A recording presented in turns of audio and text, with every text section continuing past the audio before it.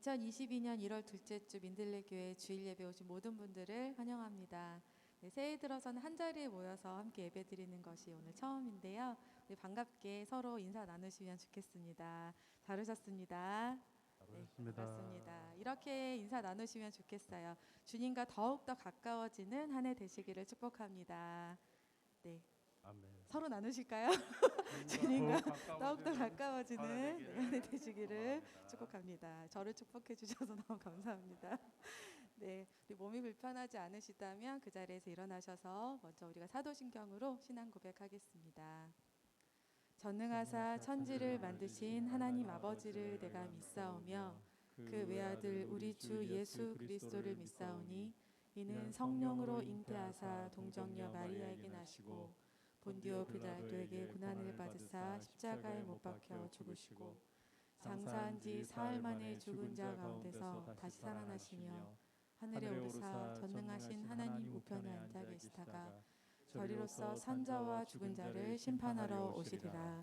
성령을 믿사오며 거룩한 공회와 성도가 서로 교통하는 것과 죄를 사하여 주시는 것과 몸이 다시 사는 것과 영원히 사는 것을 믿사옵나이다.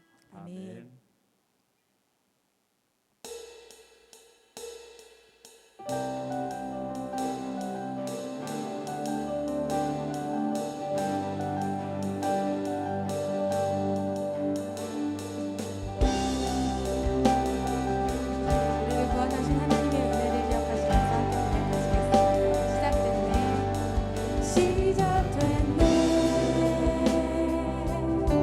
우리 주님 안에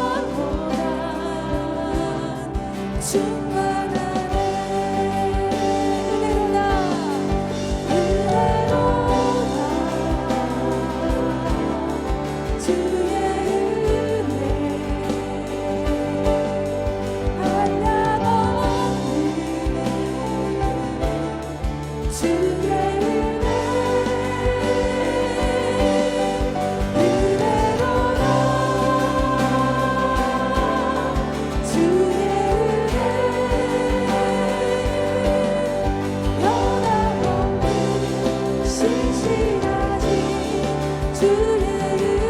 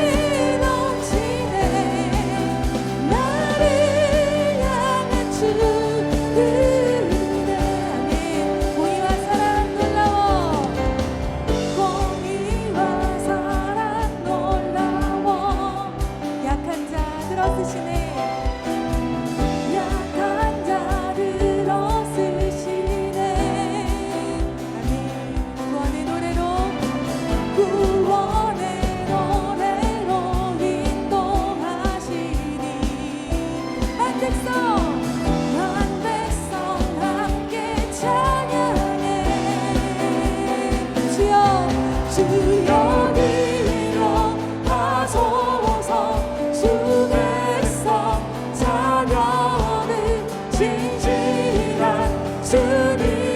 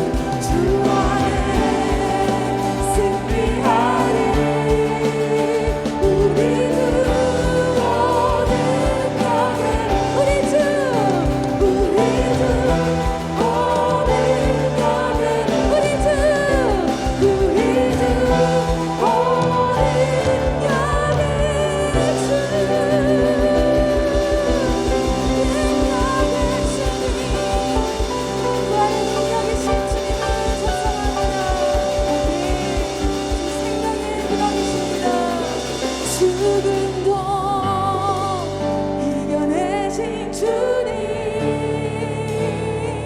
사셨네 오는 역의 주 안에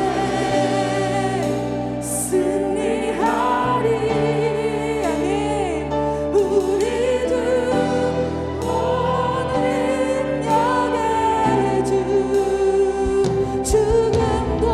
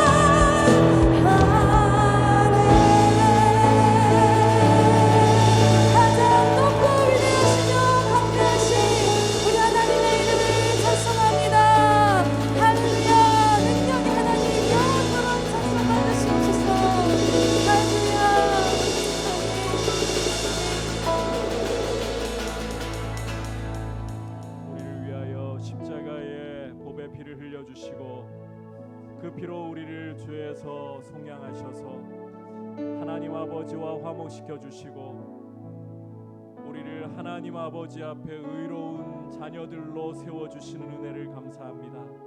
우리의 어떠함이나 우리의 노력이 아니라 오직 예수 그리스도의 보혈로만 우리가 값없이 의롭다 하심을 입고 이 자리에 왔사오니 오늘도 하나님 아버지 우리를 그리스도의 이름으로 이 자리에 불러 모아 주셨사오니 우리를 만나 주시고 우리에게 예비하신 은혜와 복을 주시고 주님으로 인하여 거룩한 말씀으로 인하여 우리의 영혼이 살아나게 하시고 주님 앞에 우리 자신을 헌신하며 주님의 뜻 가운데 세워지는 거룩한 예배자들이 되도록 이 예배를 다스려 주옵소서. 주님의 이름이 존귀와 영광을 취하시옵소서. 주의 백성들을 세우시옵소서. 같이 합심해서 주님 앞에 기도하며 나아가겠습니다. 하나님 아버지 감사를 드립니다. 우리를 사랑하시고 우리를 십자가에 흘리신 법의 피로서 죄에서 속량하여 주시고 하나님 아버지 앞에 나라와 제사장들로 삼아주신 은혜를 감사를 드립니다. 하나님 아버지 이 시간 예수님의 흘리신 보혈이 우리의 마음을 적시고 하나님 아버지 우리의 마음을 정결하게 하여 주옵소서. 우리의 마음 가운데 오직 주님 한 분만을 전심으로 사모하고 의지하게 하여 주시고 이 시간 주님을 만나기를 갈망하고 원하오니 주의 이름으로 한자리에 불러 모아주신 주의 자녀들에게 성령으로 충만하게 하여 주옵소서. 성령으로 말씀하여 주옵소서. 주님의 음성을 듣기를 원합니다. 주님의 얼굴빛으로 인하여 우리의 영혼이 살아나기를 원합니다. 주님 우리를 만나 주시옵소서. 이 예배를 통하여 주님이 높임을 받아 주시옵소서. 주님이 기뻐하실 거룩한 교회로서 주님 세워 주시옵소서. 주님의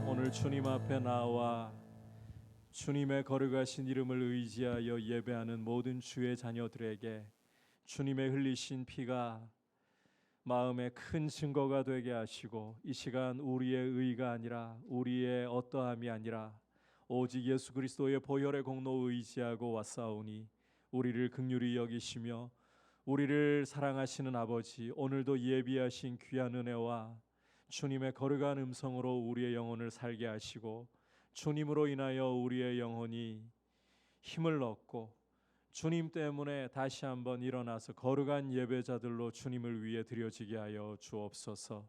모든 존귀와 영광을 홀로 받으시옵소서. 예수님의 이름으로 기도드립니다. 아멘.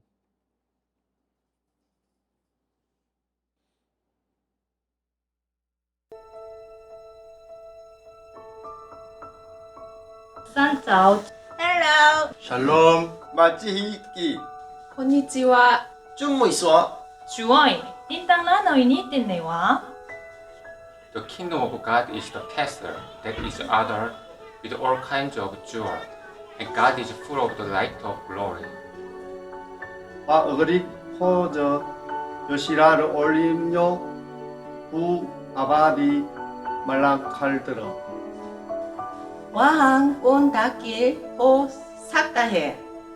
메비 자나 자허다흥. 天国に行くには必ず解決しなければならない問題があるんだよ。 빠냐 아바이떠 Ponte chinna tôi chỉ có thể tin tăng nếu tự lô sa tôi mà chứ ta bàn bài. So, what's the worst sin in the Bible? 부후도는 일마스르는 문화흐드르 아가르아 부다구 아키르타 인카르카르테 오르 구르스테베테 에수 마시바르 이만나데 바게르마르 자테 또 아바디 자나메 자인게. 私もそう言います。しかしイエス・キリストって誰ですか？ 프레아 옹 지어 포트라타에 무용 로버 프레아 지어 멋자 허이지어 플로 무이꽃 다일라이 리응 솜앗 밥 로버 영한 Chúa Giêsu con trai Đức Chúa Trời là con không hay của tôi. Ưng ấy ta can lời mũi tôi và chết. Trên tóc thứ á, chết cha ye cho tôi rồi của chúng ta. And on the third day he rose again and ascended to kingdom of God where he was. Numa uchun o ai sư numa 예, 에크. 만스바타 지스카 부타. 오르베타 예스네 함세 이하르기야. 오르베 헬레세 헤슬라기야. 데스카라 예스 사마노 치다케카 와타시 타치노 츠미오 간젠니 아라이나 가스코토 가데키 소노 카타오 신지루코토 디오테 스쿠아레루코토가 데키룬데스요. 아우 위어찌어 까뻔맨 어찌어 어쩌나. 안센틴 주어 제수 꼰등 유인 여태 덴팅 당츠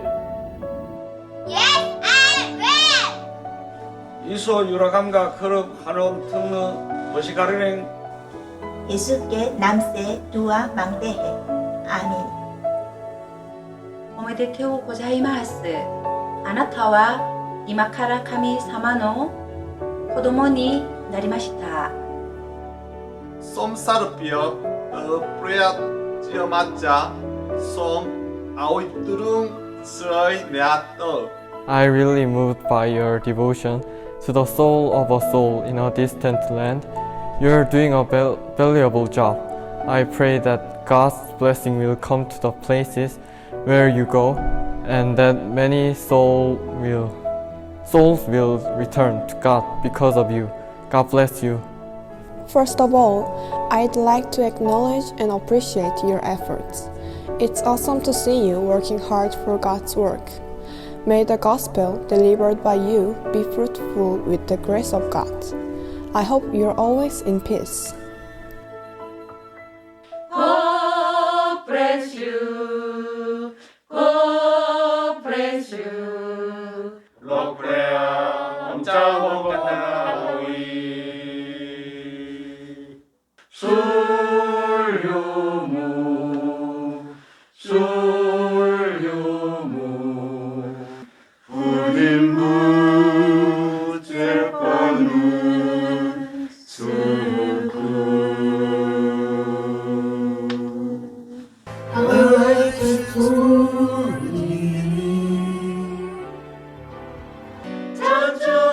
저주비는 더야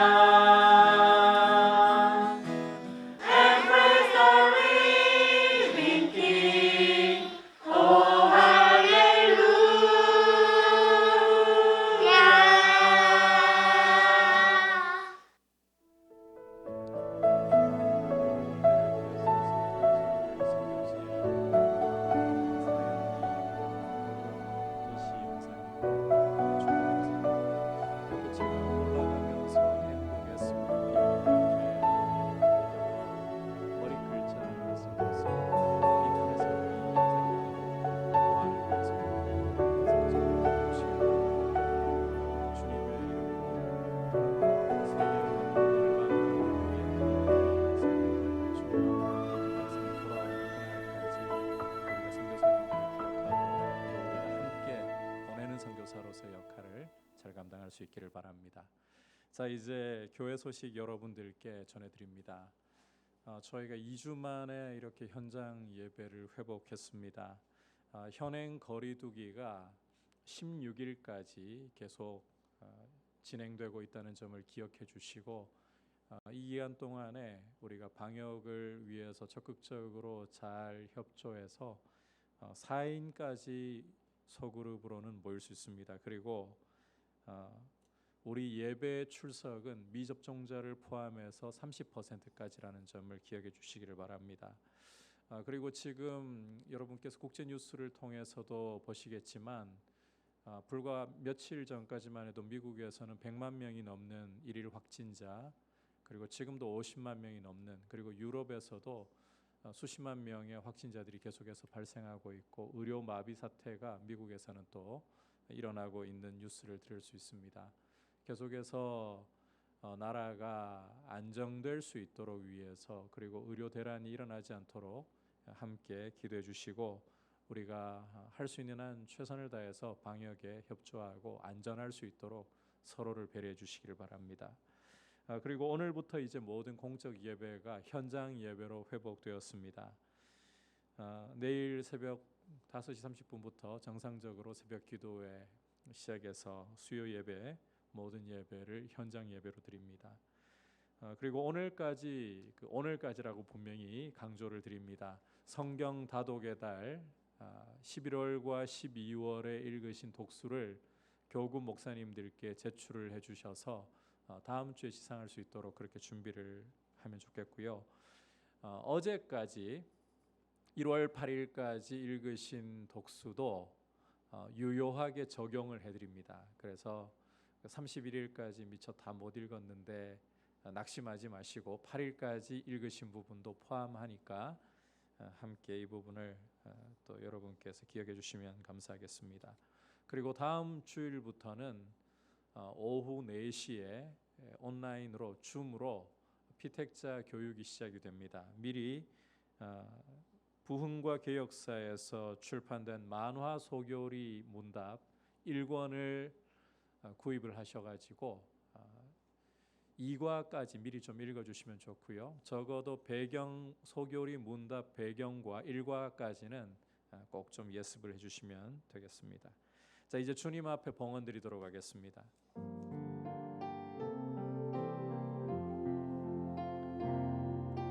나의 생명을 드리니 주 영광 위하여 사용하옵소서. 내가 사는 날 동안에 주를 찬양하며 기쁨의 제물 되리. 나를 받아주소서.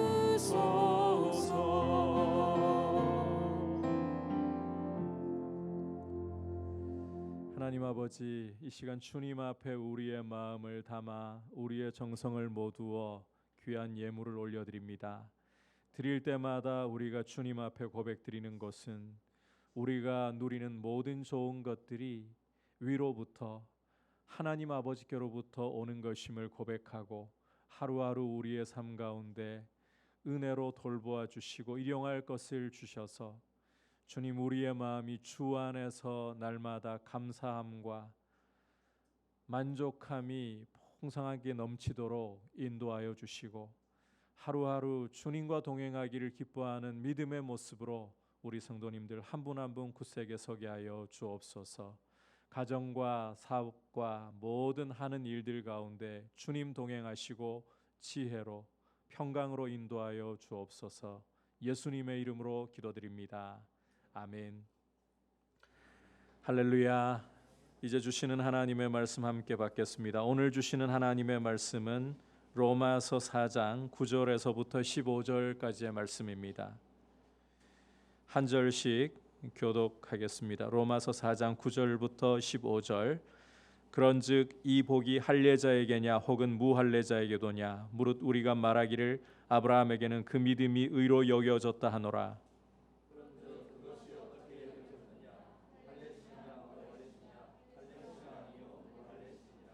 그가 할례의 표를 받은 것은 무할례 시에 믿음으로 된 의를 인친 것이니 이는 무할례자로서 믿는 모든 자의 조상이 되어 그들도 의로 여기심을 얻게 하려 하심이라.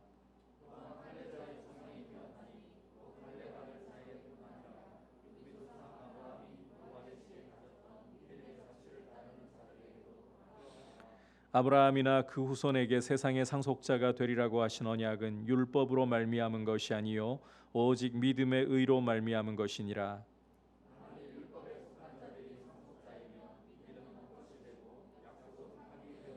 다 같이 율법은 진노를 이루게 하나니 율법이 없는 곳에는 범법도 없느니라. 아멘. 옆에 분들과 서로 축복할까요? 새해 복 많이 받으십시오. 주님과 함께 동행합시다. 사람은 자기가 가지고 있는 틀을 깨뜨리기가 무척이나 어렵습니다. 정말 어렵습니다. 특히 자기가 가지고 있는 틀이 그 사람에게 신념이 되어버렸다면 그 다음부터는 진리냐 아니냐도 중요하지 않습니다. 남들이 다 틀렸다고 해도 그 틀을 결코 포기하려 하지 않습니다. 그만큼 사람 안에 형성되어 있는 틀이라는 것은 굉장히 강력한 것이고 삶에 지대한 영향을 끼치는 것이다. 이걸 우리가 인식할 필요가 있습니다. 유대인들에게도 뼛속까지 새겨진 아주 강력한 틀이 있었습니다. 제가 말씀을 전하면서 종종 설명드렸던 것처럼 우리 유대인들은 하나님의 은총을 받은 자녀들이고 너희 이방인들은 은총에서 멀리 떠나 있는 개와 돼지들이다. 이걸 다른 말로 선민주의 혹은 선민사상이라고 부릅니다. 이 강력한 틀이 유대인들 속에 뼛속까지 새겨져 있었던 겁니다. 그런데 이 틀은 예수님을 믿고 난 후에도 좀처럼 깨뜨려지지를 않았습니다. 그 대표적인 예가 베드로라고 할 수 있습니다. 오순절 성령께서 강림하신 후에 성령을 받은 120명의 제자들은 성령이 말하게 하심을 따라서 당시 로마 제국의 각 지역의 방언들로서 하나님의 큰 일을 선포하기 시작했습니다. 이 소리를 듣고서 명절을 지키러 왔던 디아스포라 유대인들이 사람들이 놀라가지고는 제자들에게 몰려왔습니다. 물론 그들 가운데에 제자들을 보고서 세술에 취했다 이렇게 조롱하는 사람들도 있었습니다. 이렇게 모여든 무리를 보고서 베드로는 자리에 일어나서 이제 성령의 권능에 붙잡혀서 하나님의 말씀을 선포하는데 이 말씀이 이 성령의 능력에 사로잡힌 말씀이 얼마나 강력하게 사람들에게 역사했던지 그 자리에 모였던 사람들이 형제들아 우리가 어찌할꼬 부르짖기 시작했습니다. 이런 모습을 보면서 베드로는 그들을 이렇게 권면을 합니다. 함께 사도행전 2장 38절과 39절을 한 목소리로 읽어보겠습니다. 시작. 너희가 회개하여 각각 예수 그리스도의 이름으로 세례를 받고 죄 사함을 받으라. 그리하면 성령의 선물을 받으리니 이 약속은 너희와 너희 자녀와 모든 먼데 사람 곧 주 우리 하나님이 얼마든지 부르시는 자들에게 하신 것이라 하고. 자, 이 말씀을 보시면 회개하고 주 예수 그리스도의 이름으로 세례를 받으라. 그리하면 너희도 성령의 약속을 받으리니. 자, 그 다음에 베드로가 한 말을 우리가 주목해야 되는데 이 약속은 모든 먼데 사람, 곧 하나님이 얼마든지 부르시는 사람들에게 다 주어질 수 있는 것이다. 성령의 약속은 아무리 먼 데 있어도 하나님이 그 사람을 부르시기만 한다면 다 받을 수 있는 것이다. 베드로가 이렇게 말을 했습니다. 이걸 좀 풀이하자면 이방인이라 할지라도 하나님이 불러주시기만 한다면 차별 없이 성령의 약속을 받을 수 있다. 이 의미였던 거예요. 하지만 정작 이 말을 하고 있는 베드로는 이 의미가 무엇인지를 깨닫지 못했던 것이 분명합니다. 왜냐하면 사도행전 10장에 이르기까지 베드로 안에도 유대인, 이방인이라는 이 틀, 이 벽이 흔들리지 않고 건재했었기 때문입니다. 이 벽에 이 틀의 균열이 드디어 일어나는 것을 베드로에게서 볼 수가 있는데 그게 언제냐?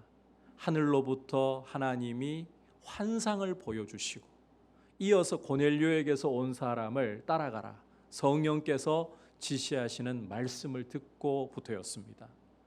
우리가 그 증거를 사도행전 10장 28절 29절에서 이렇게 읽을 수가 있습니다. 함께 보겠습니다.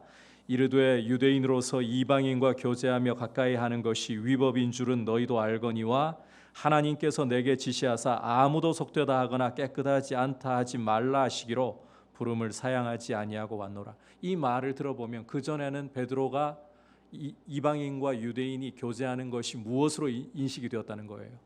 위법으로, 율법에 어긋나는 걸로. 그러나 하나님이 환상을 보여주시고 고넬료에게서 온 사람을 성령께서 따라가라, 이 음성을 듣고부터는 자신이 가지고 있던 틀에 균열이 온다는 거예요. 그리고 이 균열을 넘어서서 이제는 틀이 완전히 허물어지는 사건이 발생하는데 고넬료의 집에서 베드로가 하나님의 말씀을 선포하는 가운데 거기 모여있던 이방인들에게 성령이 내리시는 것을 보면서입니다. 이방인들도 방언을 하면서 하나님을, 주 예수 그리스도를 높이는 이 모습을 보면서 베드로도 인정하지 않을 수가 없었다는 거예요. 하나님은 유대인이나 이방인이나 차별하지 않으시는구나. 여러분, 누구보다도 예수님 가까이 섬겼고 사도들 중에서도 으뜸이라고 여겨졌던 이 베드로가 자신의 틀을 깨뜨리기까지 얼마나 이렇게 만만치 않은 과정을 겪어야 했던가, 이걸 주목해 볼 필요가 있습니다. 이 정도로 사람 안에 형성되어 있는 틀이라는 것은 깨뜨린다는 것이 만만치 않은 일이고, 이 틀을 가지고 우리는 세상을 바라보고 사람들을 바라보고 심지어 하나님을 평가할 때도 많다라는 것을 알고 있어야 합니다. 앞서 사도 바울은 사람이 의롭다 하심을 얻는 것은 오직 믿음으로 이루어진다라는 사실을 확증하려고 했습니다. 육신으로 유대인의 조상된 아브라함의 예를 통해서 이 사실을 증명을 하려고 했었죠. 유대인들이 그들의 조상이라고 자부하는 아브라함이 어떻게 의롭다 하심을 얻었느냐? 다른 것이 아니라, 율법의 행위가 아니라 오직 믿음을 통해서 의롭다 하심을 얻었다. 게다가 아브라함 못지않게 중요한 인물인 다윗 역시도, 이 다윗이 왜 중요하냐 하면 다윗 언약 때문에 그래요. 메시아에 대한 언약 때문에. 이 다윗까지도 어떤 복을 노래하느냐? 사람이 하나님의 은혜로 죄가 가리워진 복을 노래했단 말이에요. 이렇게 유대인의 시조라고 하는 아브라함이 메시아의 약속을 전달하는 통로가 되었던 중요한 인물인 다윗이 믿음으로 의롭다 하심을 얻고, 사람이 의롭게 되는 것은 하나님이 죄를 가려주시는 은혜 때문이다, 이걸 선언하고 있으니까, 구약 성경이 이렇게 증명을 하고 있으니까, 자, 의롭다 하심을 얻는 부분에 더 이상 무슨 할 말이 있겠냐는 거죠. 율법의 행위가 아니라 사람은 오직 믿음으로서만 의롭게 된다. 은혜로서만 의롭다 하심을 얻을 수가 있다. 자, 이 정도 오면 교회 안에 있는 유대인들이라도 사람이 의롭다 하심을 얻는 것은 믿음으로 여기에 동의하지 않을 수가 없습니다. 그런데 여러분, 사람의 틀이라는 것은 좀처럼 깨어지지 않아요.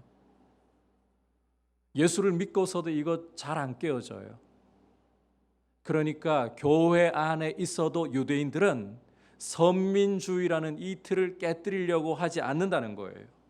그래, 사람이 의롭다 하심을 얻는 것은 믿음으로 된다는 것은 구약 성경이 증언하고 있으니까 우리도 동의할게. 하지만 그것은 어디까지나 유대인에게 해당하는 것이지. 이런 식으로 교회 안에 있는 유대인들이 선민주의, 사상을 드러내려고 한다는 것입니다.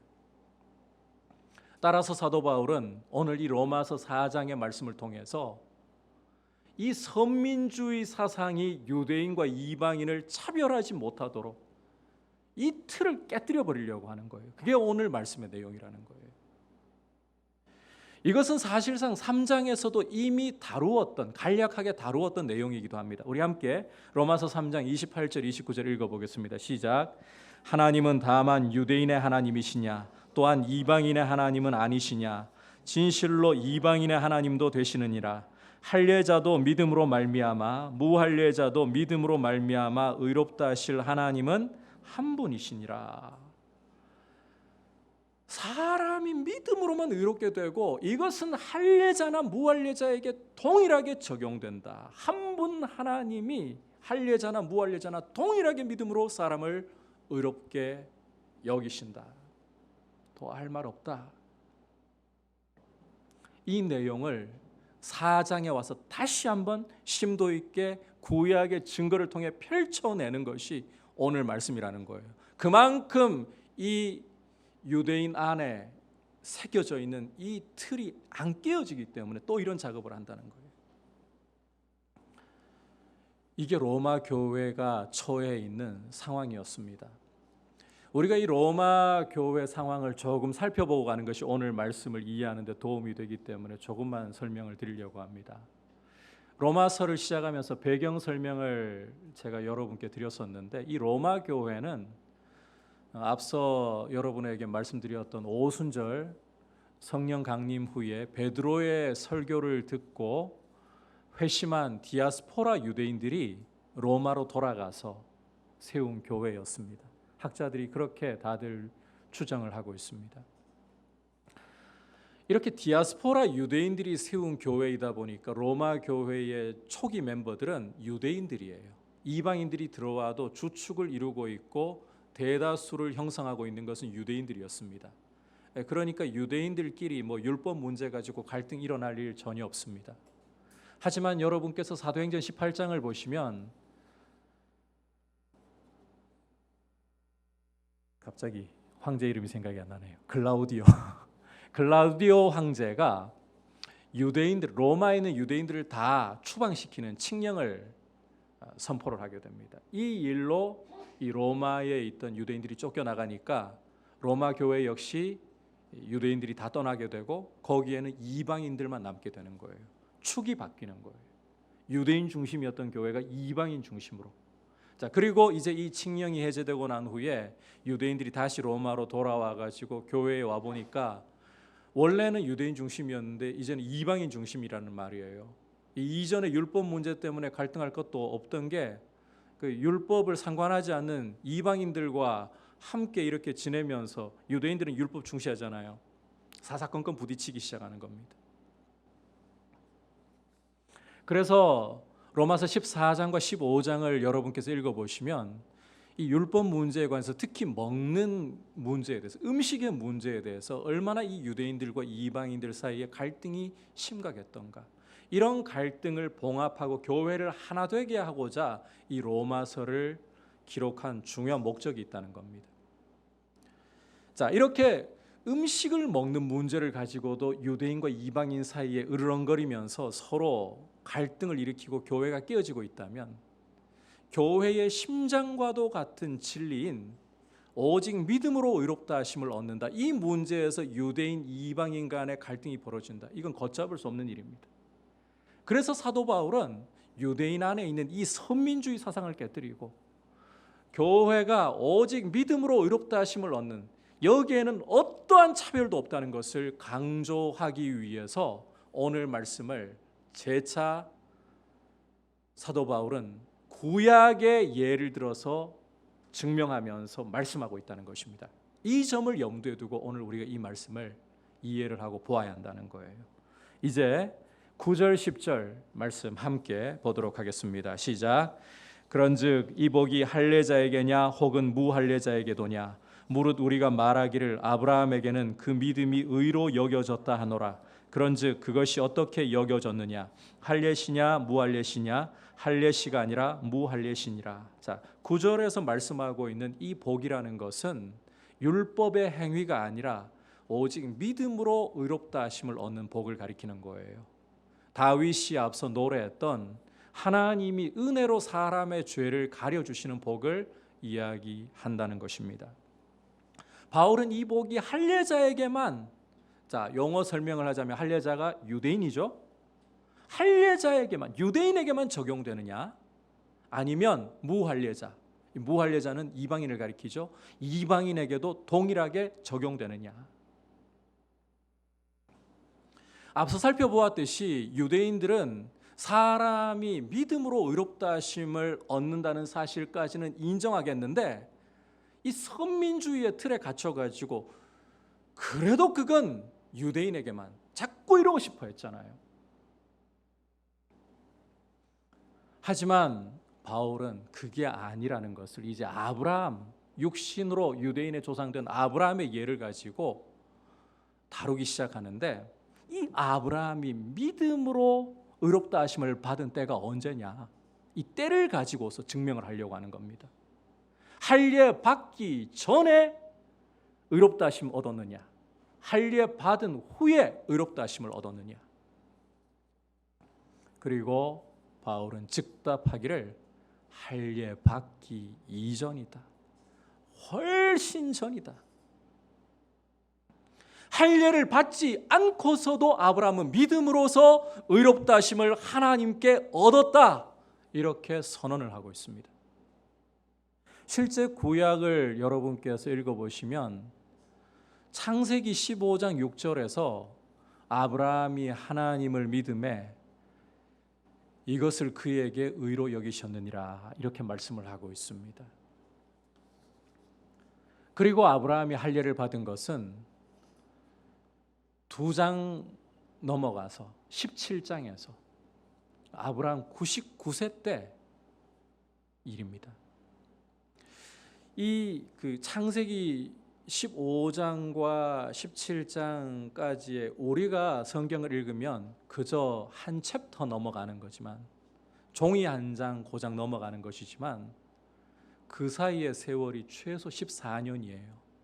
창세기 16장 끝에 보시면 아브라함이 하갈을 통해 가지고 이스마엘을 낳았던 때가 그 나이가 86세라고 기록을 하거든요.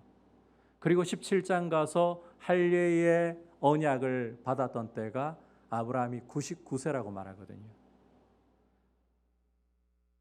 그리고 이스마엘이 하갈에게 임신되기 훨씬 이전에 15장 말씀이 주어졌단 말이에요.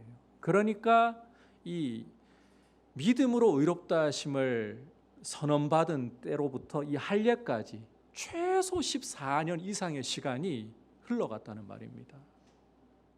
그런데 무슨 할례를 받아가지고 의롭다 하심을 얻었다라고 할 수 있느냐? 할례 받기도 훨씬 전에 아브라함은 믿음으로 의롭다 하심을 얻은 것 아니냐? 이 증거가 굉장히 중요한데요. 그 이유를 11절과 12절에서 바울은 이렇게 설명합니다. 함께 읽어보겠습니다. 시작. 그가 할례의 표를 받은 것은 무할례 시에 믿음으로 된 의를 인친 것이니 이는 무할례자로서 믿는 모든 자의 조상이 되어 그들도 의로 여기심을 얻게 하려 하심이라. 또한 할례자의 조상이 되었으니 곧 할례 받을 자에게뿐 아니라 우리 조상 아브라함이 무할례 시에 가졌던 믿음의 자취를 따르는 자들에게도 그러하니라. 자, 함께 읽은 말씀에서 바울은 유대인들이 율법과 더불어 자랑하고 있는 할례의 실체부터 밝혀내고 있습니다. 유대인들이 이 할례를 생각할 때에는 율법과 이게 한 쌍으로 생각을 해요. 거의 한 몸처럼 여겨요. 그래서 율법을 지키고 할례를 받아야 의롭게 된다, 이 생각이 유대인들에게 자주 자리를 잡곤 했습니다. 그런데 유대인들이 율법과 더불어 자랑하는 이 할례의 실체라는 것은 아브라함을 통해 보듯이 믿음으로 의롭다 하심을 얻은 것을 도장 찍어주는 역할을 하는 것이다. 할례를 받아서 사람이 의롭게 되는 것이 아니라, 바꿔 말하면 율법을 지켜서 의롭게 되는 게 아니라 오히려 믿음으로 얻은 의를 보증하고 이 믿음으로 얻은 의가 확실한 것이다, 도장을 찍어주는 역할을 하는 게 할례라는 거예요. 유대인들에게는 정말 청천벽력 같은 선언인 거죠.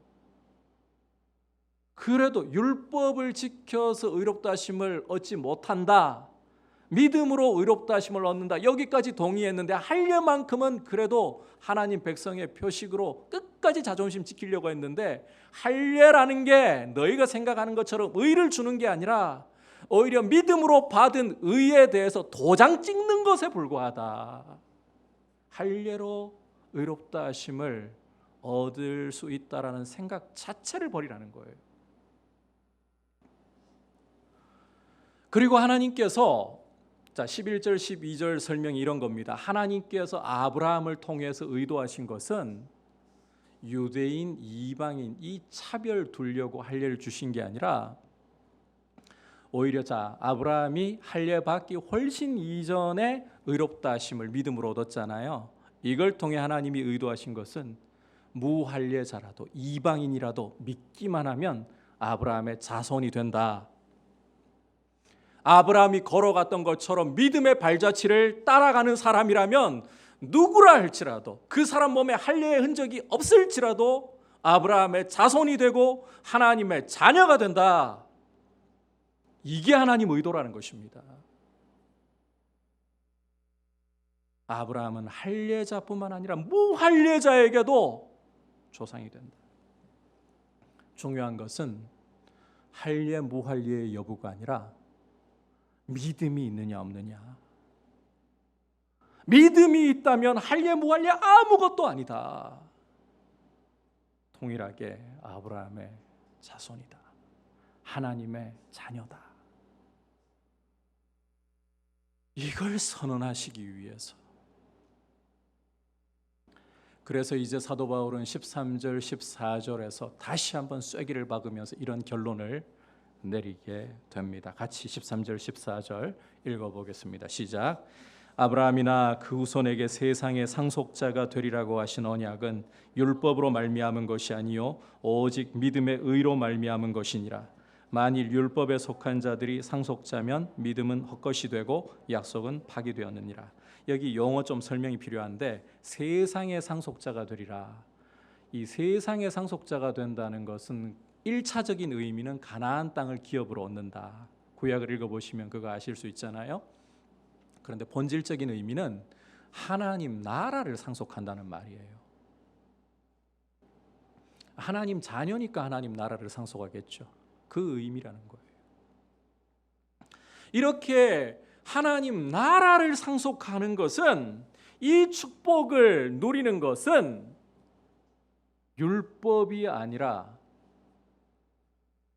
믿음으로 되는 것이다. 갑자기 지금 할례 이야기하다가 율법으로 넘어왔죠. 앞서 제가 설명드렸잖아요. 유대인들에게 율법과 할례는 한 몸과 같다고.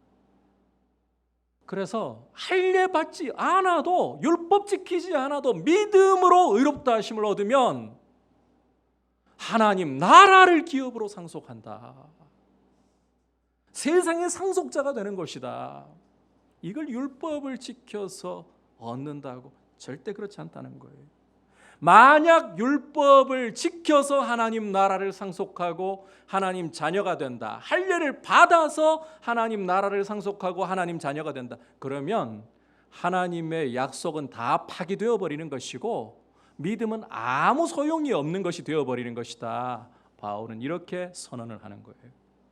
이 부분에 대해서는 갈라디아서 3장 17절과 18절을 읽어보면 우리가 좀 더 정확한 이해를 얻을 수가 있습니다. 함께 읽어보겠습니다. 시작. 내가 이것을 말하노니 하나님께서 미리 정하신 언약을 430년 후에 생긴 율법이 폐기하지 못하고 그 약속을 헛되게 하지 못하리라. 만일 그 유업이 율법에서 난 것이면 약속에서 난 것이 아니니라. 그러나 하나님이 약속으로 말미암아 아브라함에게 주신 것이라. 여기 아브라함에게 하나님이 주셨던 언약이라는 게 하나님 자녀가 되고 하나님 나라를 기업으로 얻는 이 약속을 말하는 겁니다. 자, 이 약속이 언제 주어졌다는 거예요? 율법이 있기 전입니까? 후입니까? 두말할 것 없이 전이죠. 이 약속을 주시고 최소한 430년이 흘러서야 율법이 출애굽한 이스라엘에게 시내산에서 주어지게 된 것입니다. 그러니까 자 보세요. 먼저 아브라함에게 주어졌던 이 하나님의 약속, 이 약속을 뒤늦게 430년은 더 지나서 나타난 율법이 폐기할 수 있느냐는 거예요. 절대로 없다는 겁니다. 여러분, 이걸 어디에서 보증할 수 있느냐? 하나님 성품에서 보증할 수가 있어요. 하나님은 돌아서는 그림자도 없는 분이에요. 약속하시면 반드시 지키시는 분이에요. 이러한 분이 아브라함에게 세상을 기업으로 주신다. 하나님 나라를 기업으로 주신다. 하나님 자녀가 되게 하셨다. 이걸 율법보다 훨씬 전에 약속하셨는데, 그리고 변치 않으시는데 율법이 뒤늦게 나타나서 이 약속을 허물 수 있는 절대 없다는 거죠. 그래서 하나님의 약속은 믿음으로 누리는 것이고, 율법은 이것을 결코 어찌할 수가 없는 거예요. 오히려 이 율법이 하는 역할은 15절, 오늘 말씀 15절 우리 같이 다시 읽어볼까요? 시작. 율법은 진노를 이루게 하나니 율법이 없는 곳에는 범법도 없느니라. 여러분, 이 말을 좀 쉽게 이야기하자면 율법은 죄를 깨닫게 하고 사람으로 하여금 하나님의 진노 아래 가두는 역할, 심판 아래 가두는 역할을 하는 게 1차적인 목적이라는 겁니다. 지켜서 의를 얻고 하나님 자녀 되고 하나님 나라를 기업으로 얻게 하는 통로가 절대 아니라는 거예요. 할례가 그 통로가 아니라는 거예요. 오히려 율법을 만나게 되면 우리 인생은 죄를 깨닫게 하는 것이 율법의 목적이기 때문에 자기 죄가 드러나서 하나님의 진노 아래 갇힐 뿐이고, 그래서 율법이 없다 하면 범법도 없다. 왜? 죄를 깨닫게 하는 빛이 없으니까 죄를 지은 것인지 아닌지 그것도 모르는 상태인 거죠. 율법의 역할은 그러한 거라는 거예요. 사람이 의롭게 되는 것은 오직 믿음, 그리고 이 믿음으로 의롭게 하시는 이 은혜에 대해서는 차별이 존재할 수 없다. 유대인들이 가지고 있는 이 선민주의로서 감히 이방인들을, 교회 안에 있는 이방인들을 갈라내고 유대인들의 자긍심을 높일 수 없다라는 것입니다. 이게 오늘 말씀에서 보여주고 있는 메시지의 핵심이라는 거예요. 여러분, 믿음은 사람을 차별하지 않고 동일한 선상에 서게 만듭니다. 누구도 하나님 은혜 없으면 설 수 없는 죄인이라는 동일 선상에 서게 만듭니다. 아무리 많은 돈을 가지고 있어도 돈 많은 죄인일 뿐이고, 아무리 많은 권력과 힘을 가지고 있어도 권력과 힘을 가진 죄인일 뿐이고, 그러하기에 동일하게 우리 주 예수 그리스도의 십자가의 보혈의 은혜로만, 이 보혈의 공로를 믿음으로서만 의롭게 된다. 이 동일 선상에 세워버리는 거예요. 믿음은 사람을 외모로 취하지 않아요. 사람을 하나님 앞에 차별하지 않는 것이 믿음의 특징이라는 것입니다. 그리고 믿음은 잘못된 틀을 깨뜨리게 하는 것입니다. 오늘 우리가 이 말씀을 통해서 우리 안에 있는 틀을, 우리 안에 세워져 있는 잘못된 벽들을 돌아보고 허물려고 결단하고 하나님 앞에 우리 자신을 드리는 모습을 가질 수 있기를 바랍니다. 여러분, 우리가 이 자리에 오면서까지 우리 안에 틀이 없다는 것은 절대 있을 수가 없는 불가능한 일입니다. 우리는 태어나면서부터 틀 속에서 시작합니다.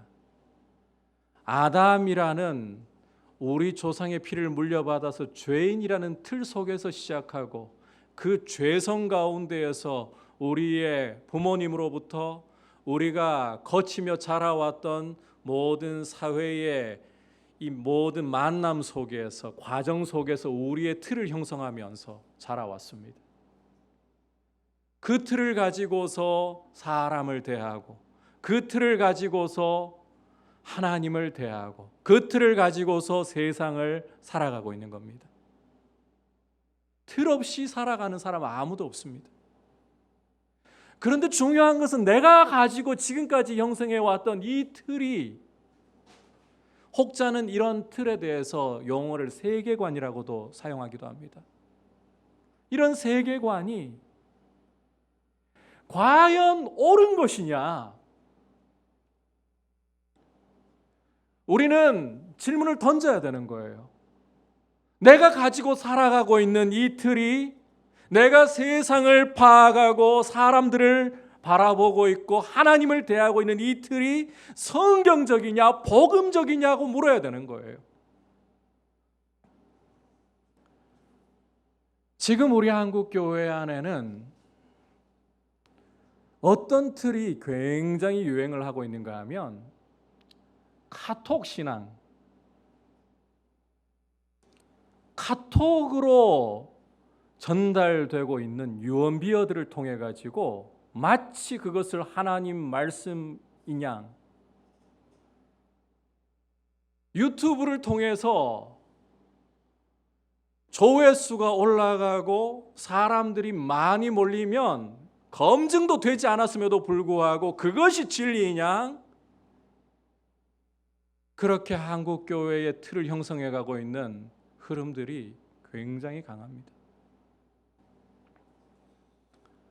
제가 이 부분은 확신 있게 말씀드릴 수 있는 부분인데, 아무리 유명한 목사님이라 할지라도, 아무리 어떤 분야의 전문 사역자라 할지라도 그분들이 성경에서 벗어나서 말한 어떠한 틀이든 그것은 무시하셔도 됩니다. 유명세에 속지 마세요. 전문성이라는 것에 여러분을 그냥 내어 던지지 마십시오. 실제로 우리 한국 교회 흐름 안에 보시면 유명한 어느 목사님이 이렇게 말씀하더라, 그걸로 신앙의 틀을 형성해 가고 있는 분들이 있어요.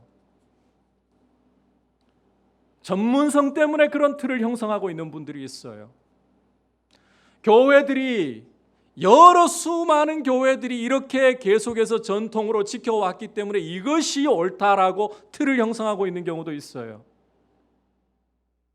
그런데 여러분, 우리는 여기에 질문을 던져야 되는 겁니다. 제가 뭔가 대단한 사람이어서 이런 이야기를 하려고 하는 거 아닙니다. 저도 마찬가지입니다. 여러분, 우리가 서 있는 이 개혁주의의 전통이 바로 그거예요. 이 개혁주의라는 말은 성경을 통해서 끊임없이 개혁한다는 거예요. 칼빈을 우리가 왜 위대한 신학자라고 종교개혁자로서도 위대하다고 평하느냐?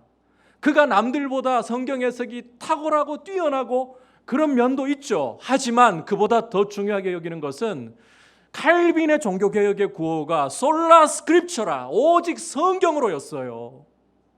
여러분, 우리가 가지고 있는 성경은 베드로후서 1장 19절과 20절에서도 말씀을 하고 있지만 귀로 들리는, 눈으로 예수님의 영광을 본 그것보다도 더 확실한 예언이다. 성경의 권위를 넘어설 수 있는 어떤 것도 없습니다. 제가 이런 말씀을 드릴 수밖에 없는 것은, 저도 대학부 시절에 그 리더 모임을 하면서요, 제가 자라난 대학부는 그 당시 제자 훈련이 이제 한국 교회 안에 유행할 때이긴 했지만, 그런 제자 훈련이라는 것도 모른 채로 평신도 훈련이 일어났던 분위기가 있었어요. 금요일마다 그 성경 공부 리더 모임을 하는데, 리더들이 어떤 노력까지 하는가 하면, 우리 선배들 중에는요, 도서관에서 주석을 찾아가면서까지 성경 공부 교재를 공부해 와가지고 같이 이렇게 열띤, 그야말로 스파크가 튄다 할 정도로 열띤 토론을 벌였어요. 불꽃이 튀어요. 막 얼굴이 상기되면서까지. 저러다가 옆에서 후배들은 긴장해요. 싸움 나는 거 아니야, 막 이 정도로까지 열띠게 성경을 토론했었어요. 그런데 목사님이 안 계시고 청년들끼리 이렇게 막 하니까 이게 논쟁이 끝이 날 기미가 보이지 않잖아요. 이거 증거 제시하고 저거 증거 제시하고 막 이러면서 서로 나중에 사실은 알고 보면 그 성경적인 지식이 부족했던 것도 많은데, 근데 이게 안 끝나니까 어떻게 이 논란의 종결을 지우는가 하면 로이드 존스 목사님 책에 보면 이런 식으로 종결을 짓는 거예요. 여러분, 제가 이 이야기를 하는 게 뭔가 하면 로이드 존스 목사님의 책에 보면 이게 논란의 끝이라 했죠. 이게 틀이 되어버리는 거예요. 로이드 존스가 중요한 게 아니에요. 위대한 설교자였던 로이드 존스가 무엇을 따라가려고 했는가? 성경을 따라가려고 했다. 이게 중요한 거예요, 오히려. 여러분, 우리 한국교회가 지금 무엇을 따라서 틀을 세우고 있고 신앙생활을 하고 있는가? 우리는 고민해야 됩니다. 돈을 따라서, 힘을 따라서 우리 한국교회는 지금 우리의 틀을 만들어가고 있고, 참 이런 모습들이 우리 목회자들에게서부터 너무 만연하게 나타나고 있습니다. 자정작용을 못한다라는 것은 이미 여러분들께서 뉴스를 통해서도, 이건 교회 안에서의 자성이 아니라 세상을 통해서도 우리가 듣고 있는 이야기입니다. 그만큼 우리는 잘못된 틀 속에서, 성경적이지 않은 틀 속에서 사상과 이념이 우리 한국교회의 우상이 되어서 강단에서는 복음을 외치지 않고, 제가 한 번씩 그런 이야기 하잖아요. 왜 교회가 공산주의를 무서워하냐고. 공산주의가 오히려 복음을 무서워하지. 복음은 어디론가 사라져버리고 복음이 자리를 잃어가고 성경이라는 것이 교회의 틀을 형성하지 않으니까 오히려 사상 앞에서 벌벌 떨고 있어요. 교회가 갖춰야 할 모습이 아닌 겁니다. 우리는 오늘 이 말씀을 통해서 우리의 틀을 돌아봐야 됩니다. 내가 형성하고 있는 틀 그러니까 여러분 너무 크게 생각하기보다 내가 남편을 바라보고 아내를 바라보고 내 자녀를 바라볼 때 어떤 틀로 보고 있는가. 하나님을 대할 때도 그래요. 어떤 분들은 하나님 대할 때 굉장히 무서운 아버지로, 그래서 하나님께는 감히 함부로 나아갈 수 없는 두려운 분으로, 내가 무언가 하나만 잘못해도 엄한 눈을 가지고서 나를 노려보시면서 너 왜 그랬니? 지적질하고 책망하는 분처럼 그렇게 느끼면서 하나님 앞에 죄를 지었을 때 나가지도 못하고 주저하고 망설이는 경우들이 있습니다. 이것도 틀이 있기 때문에 그런 거예요. 어떤 분들은 또 그래요.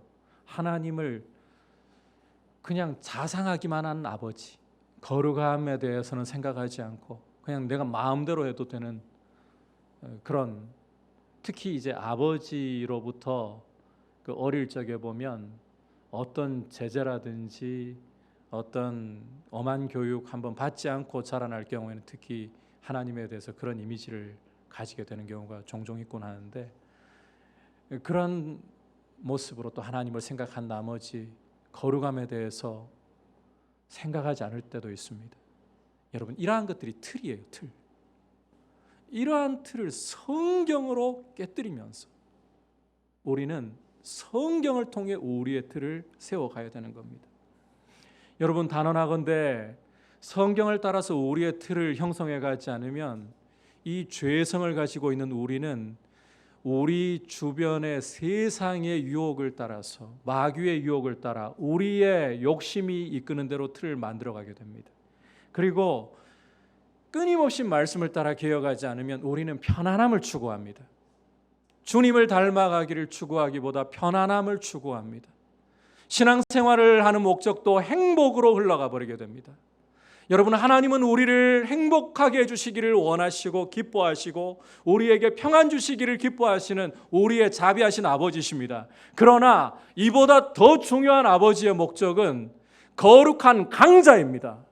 이 세상의 거센 죄악의 물결 속에서도 연어가 그 물결을 치고 올라가서 산란하기까지 멈추지 않는 것처럼 이 죄악의 세파 가운데에서도 거룩한 교회가 되고 주님을 닮아가는 교회가 되어서 이 세상 가운데 주님의 빛을 드러내는 거룩한 강자.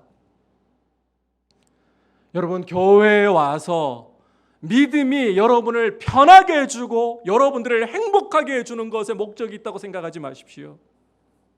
그것은 오히려 보수적입니다. 거룩한 강자가 되는 것이 믿음의 목적입니다. 행복보다도 편안함보다도 주님을 닮아가는 것이 믿음의 목적입니다. 이러한 모습으로 우리 자신을 드릴 수 있도록 우리가 어떠한 사람인가를 생각하면서 죄성을 갖고 있는 사람들입니다. 그래서 말씀의 틀을 통해서 끊임없이 우리의 틀을 깨뜨리면서 우리 안에 형성되려는 잘못된 틀을 깨뜨리면서 주님 닮아가기를 힘쓰는 귀한 모습 될 수 있기를 축복합니다.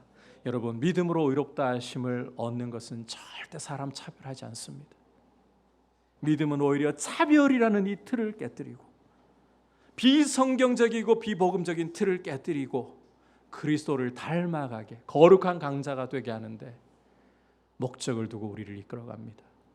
우리가 이 점을 염두에 두고서 다시 한번 일어나 말씀으로 우리의 틀을 깨뜨리도록 성령께서 말씀을 깨닫게 하시고 조명하시고 말씀을 따라 우리의 틀이 새롭게 세워져서 예수님 닮아가는 인품이 될 수 있기를 축복합니다. 이제 말씀을 생각하면서 함께 찬송가 425장 고백드리겠습니다.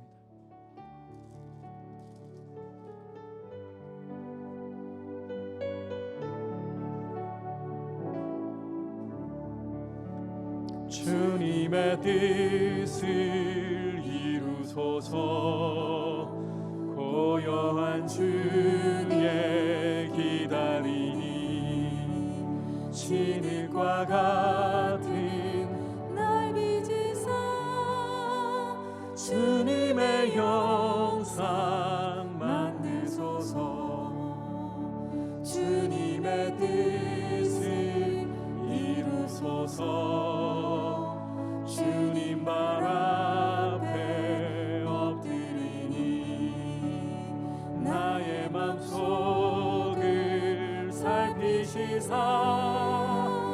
눈보다 희게 하옵소서. 주님의 뜻을 이루소서. 병들어 몸이 피곤할 때 권능의 손을 내게 펴사 강건케 하여 주옵소서.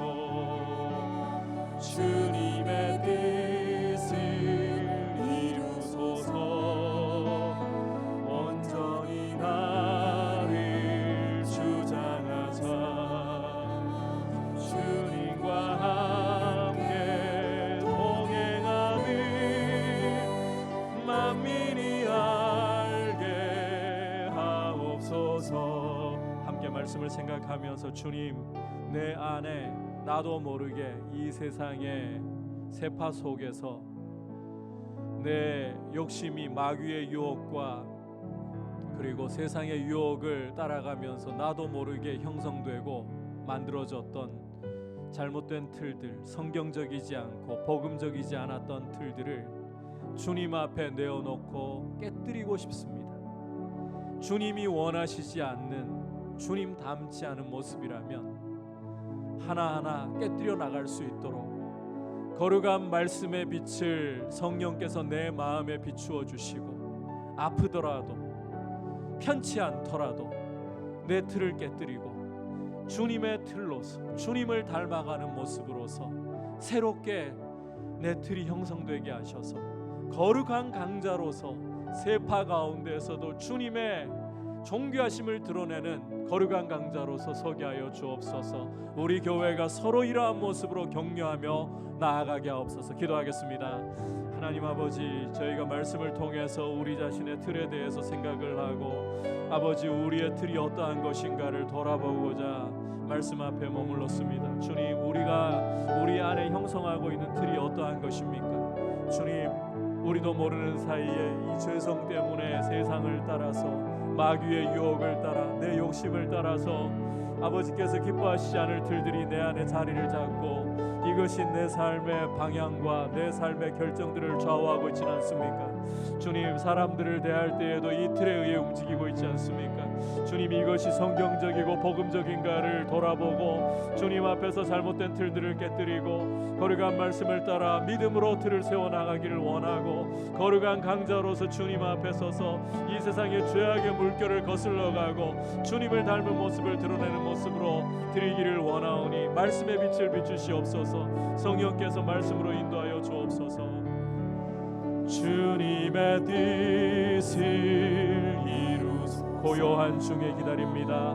고요한 중에 기다리니 진흙과 같은 날 빚으사 주님의 형상. 자리에서 일어나서 고백합시다. 주님의 뜻을 고요한 중에 기다립니다. 고요한 중에 기다리니 진흙과 같은 날 빚으사 주님의 형상으로 주님의 형상 만드소서. 하나님 아버지, 우리 안에 우리도 모르게 죄성 가운데의 세상을 따라서 우리의 가정 안에서의 흐름을 따라서 죄악의 물결을 따라서 만들어져 왔던 또 내가 가지고 살고 있는 이 틀을 돌아보면서 이것이 성경적이고 복음적인가를 생각하면서 깨뜨려 나가기를 원합니다. 거룩한 말씀의 빛을 성령께서 우리 마음에 비추셔서 성경적이지 않다면 과감하게 깨뜨릴 수 있는 용기를 주시고, 주님, 편안한 신앙생활을 하려고 하는 것이 아니라 잘못된 틀을 깨뜨리고 예수 그리스도를 닮아가는 거룩한 강자로서 세파 가운데에서도 주님을 드러내는 길을 걸어가기를 결단하고 드릴 수 있도록 인도하여 주옵소서.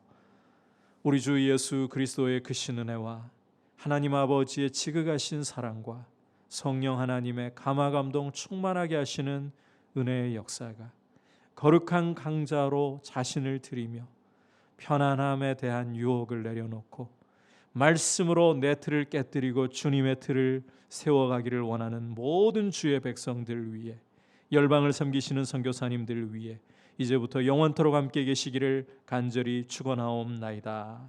아멘.